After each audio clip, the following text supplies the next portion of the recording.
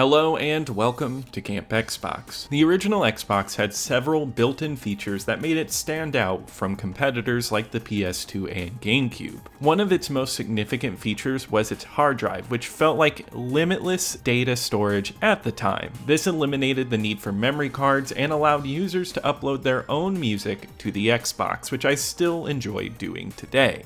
But today, we're talking about multi-platform games that had exclusive features only on the Xbox. Today, I'd like to highlight 7 such games to show you. This is not a definitive list, there will be some missing from this list. I wanted to keep it concise and show off some of my favorites. So be sure to let me know your favorite Xbox exclusive features on multi-platform games below, and maybe I'll put it in a follow-up video. Also, some of these features do show up in later remasters and ports, but I want to keep it in comparison with consoles at the time. All footage was captured from the original Xbox, and I want to thank my YouTube channel members for their support.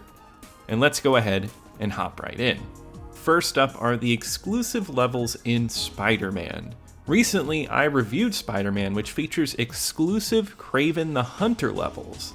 I played the game all the way through, but was only aware once I did more research that the Xbox version of the game had levels only available on the Xbox. Although the Game Boy Advance version does have Kraven levels, they differ significantly from the Xbox version. In these levels, the Spider-Man villain Kraven the Hunter has trapped Spider-Man at a zoo. Over 2 levels, Spider-Man must navigate through various traps and obstacles to defeat Kraven and escape the zoo. Although I didn't love this game overall, the Kraven levels are the highlight for me. The Kraven levels have a unique design that involves fire traps and spikes, and the focus is more on platforming rather than fighting.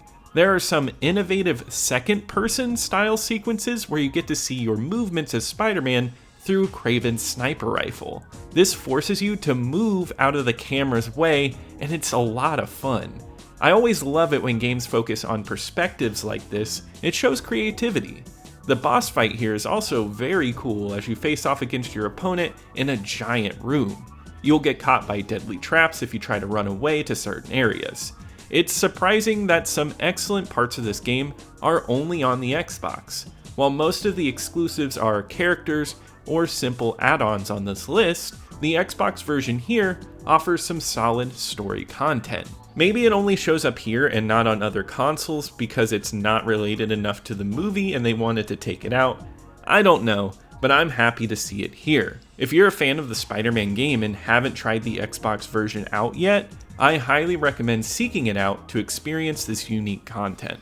The next item on the list is an obvious one, and that's the inclusion of Spawn in Soulcalibur 2. Each console edition of Soulcalibur 2 had its own unique character. The GameCube had Link from Legend of Zelda, the PS2 had Heihachi from Tekken, and the Xbox got Spawn. Both other consoles got 2 characters that were ingrained with their console identities, but the Xbox got a comic book character. I think it makes sense since the Xbox wasn't around long enough to have a distinctive character other than Master Chief, and Spawn fit the gritty, dark characteristics of the console. I think Spawn is a fantastic character, and I love seeing him here. Spawn is a massive figure with a giant axe, and he looks like he'd be slow when you first looked at him. However, he is fast and extremely strong, striking quickly and powerfully. He is extremely enjoyable to play with, and Soulcalibur 2 is an exceptionally smooth and fun fighter all around. Spawn adds a unique and fun touch that stands out among everyone else on the roster. This exclusivity was only for that generation, and the Soulcalibur 2 HD remaster includes him on the Xbox and PS3. A big difference at this time as well was that this game ran at a smooth 720p and supports widescreen. It's an incredible looking version of the game with a fun character on top of it. Tony Hawk's Pro Skater 3 is a classic game with an Xbox edition released a year after the GameCube and PS2 versions. I think because it came out a little later, the Xbox edition features an additional level called Oil Rig. This is excellent in terms of verticality. The level is full of pipes and grinding spots, making navigating fun. After reaching the bottom level of the oil rig, you can take an elevator back up, and it all has an industrial look. The level has some fun flame effects going all around, and I really enjoy skating in this level. It's another great addition in a game with an already amazing level lineup. Though it came back in Tony Hawk's American Wasteland, some changes were made in that version, so this is a different version of Oil Rig. The Xbox version of Tony Hawk's Pro Skater 3 also has a cool skeleton character that you can play as. He has no unique features besides being all bones, but it's a fun novelty. The game also supports custom soundtracks, which makes it even better. This game has an amazing soundtrack, but there's something about skating to your own music that feels so good. There aren't too many changes besides one new character and the oil rig, but this one is a fun one to check out for any fan of the Tony Hawk series. Godzilla Destroy All Monsters Melee is an interesting Xbox game because it was initially released as a Gamecube exclusive with a Game Boy Advance port in 2002. The following year, the Xbox version of the game was introduced, and it featured a bunch of bonuses. Although some sources do claim that Mechagodzilla 3 is exclusive to the Xbox version, the Japanese Gamecube version also included that character. But the North American version of the Gamecube game had Mechagodzilla 2.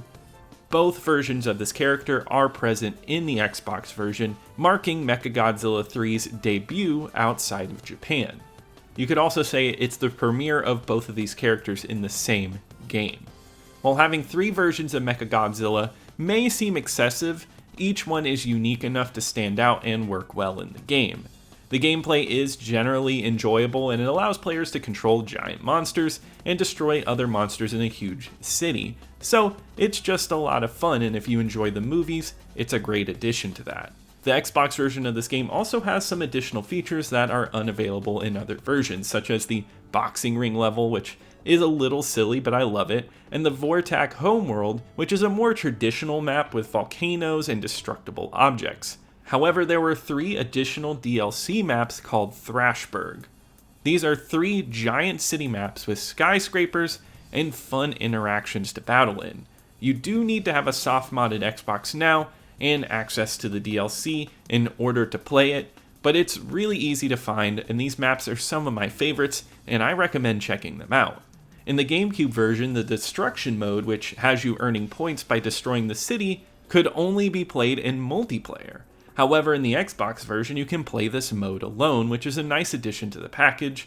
This game also supports widescreen, and it supports custom soundtracks, so you can listen to your favorite royalty-free Camp Xbox music while the monsters Anguirus and Rodan fight against each other. All in all, Godzilla Destroy All Monsters Melee is a great package for any Godzilla fan on the Xbox. I think Aggressive Inline is a game that's often overlooked. It's a 2002 inline skating game, and it falls under the same category as Matt Hoffman BMX games, where it features extreme sports with a Tony Hawk's Pro Skater style. In my opinion, I think this title is better than Matt Hoffman due to its interesting stunts and huge levels. The levels in this game are giant and well detailed. The zoo level is exclusive to the Xbox, but unfortunately, it's only available in free skate mode, so you don't get to do anything else except skate around in it.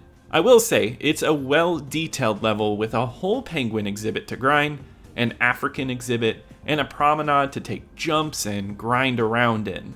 There are many signs and statues, and nothing feels copied and pasted. There's even a tram that surrounds the outside of the park that you can skate up to. It's a fun little level, and it's a nice extra on top of the 480p widescreen and custom soundtrack support. I do wish that this level was included in the story mode, as it would make the addition a little more worthwhile. I will say this game is well worth checking out on its own, and I more wanted to include it just to point out this game. And I think it's really cool that they made the effort to include such a neat level only on the Xbox. The next game is X-Men Next Generation, which is a fighting game that features a whole cast of X-Men characters.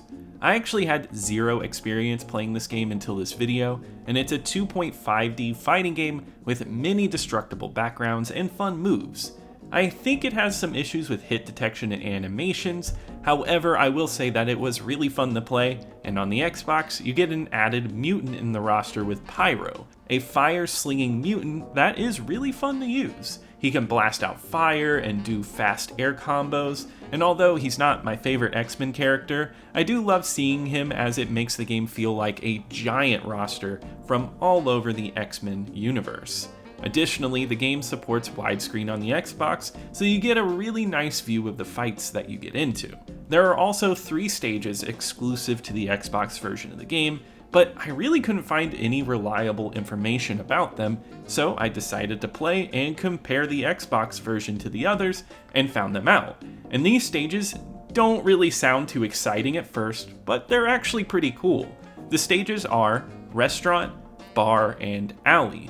But don't let their simple names fool you. In the restaurant and bar stages, you can break chairs and tables, and there's light jazz music in the background, which contrasts nicely with the fighting. It reminds me a lot of Marvel vs. Capcom 2. The alley stage is also fun, with breakable boxes, walls, and trucks with graffiti. It's interesting that these exclusive stages are not notable places from the comics and just seem to be thrown in, but I still think they're fun little diversions in this game. The last game on this list is a horror classic called Fatal Frame. The Xbox version of the game is considered a special edition, with several new features added to the package. I recently reviewed this one on the channel and I absolutely loved it. It ranks high on my list of reviewed games on the channel, and it's a spooky experience. In the Xbox version, the main story features 11 additional ghosts for you to find and capture on camera. Also, there are more diaries to collect, making the game even more immersive. After beating the game, you'll also receive special costumes to wear, which adds an extra layer of replayability. So overall, the game just has more to do and more fun things to look at. I'd say the Xbox version of Fatal Frame is one that I highly recommend to any horror fan out there. I think because Microsoft published Fatal Frame here in North America, they wanted to add more features to the game.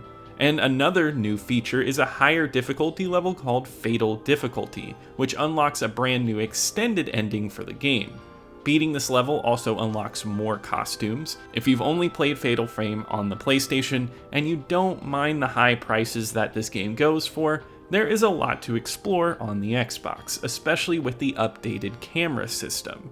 You can even unlock new camera modes after beating the game, so it's a highly replayable version of Fatal Frame. Overall, I highly recommend checking out this version of the game. And that is all of the additional features on the Xbox that aren't seen on other consoles at the time for this list. This is not all of them in total, and be sure to tell me in the comments what you want to hear next on this list. This is one I would love to continue, and I'd love to hear from you. Also, be sure to like if you enjoyed the video, subscribe to keep up with the retro Xbox content, and I want to give a huge shout out to my YouTube channel members, campers, and camp counselors. Thank you so much for your support, and I'll see you here next time at Camp Xbox.